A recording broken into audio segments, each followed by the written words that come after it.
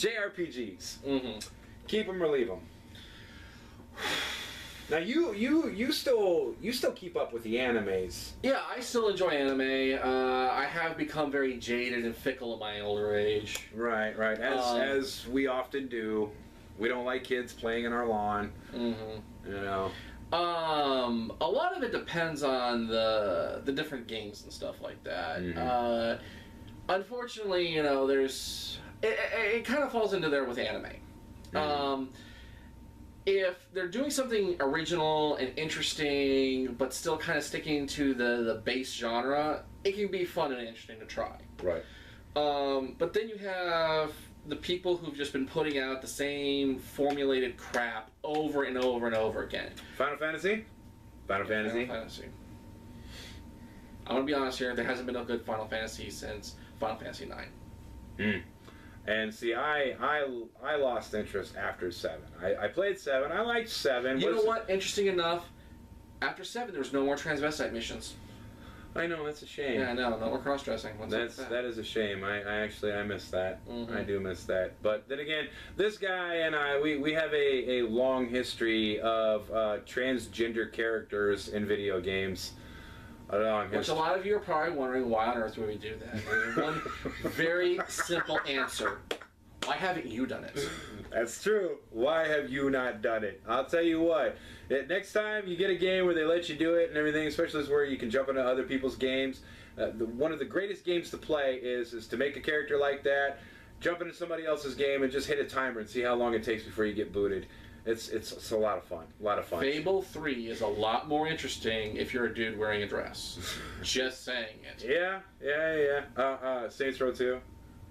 Saints Row 2. Yeah. Post-op, pre-op. I'm a pretty lady. But anyway, yeah. So back on JRPGs. Right, JRPGs. Final Fantasy VII. Like I said, that was one of the ones that I personally I liked it. It was okay. And it was pretty. It was pretty. It was pretty. The story was stupid.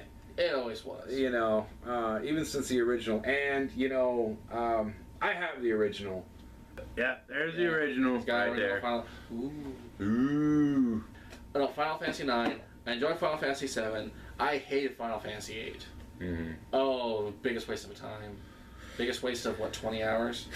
I don't know. I don't know. I kind of blacked out there for a minute. You know, well, I mean, my thing is that, and not just the Final Fantasy, there's a lot of them that are actually really guilty of it. I talked about this in another video, but I'm always struggling to pronounce this. I've got them, but I can never for the life of me pronounce them correctly. Shin Megami Tensei, which is the Persona series, for those of you that don't know.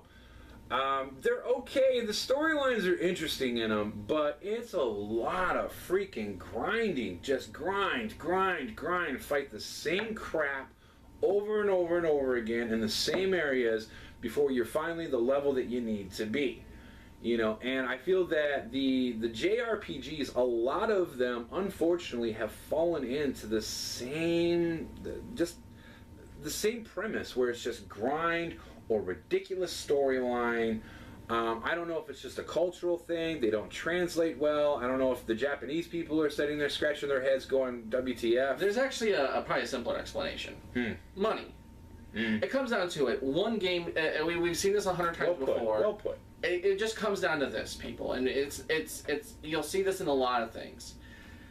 We have one game. It comes out with a formula, a style. It works. It sells. It makes a lot of money. What are you going to do? You repeat it over and over again. Why?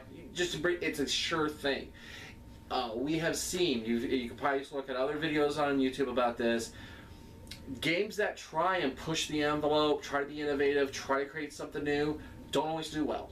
Yeah, they don't. And what does it come down to, guys? It comes down to money. We all know it comes down to money. Yeah.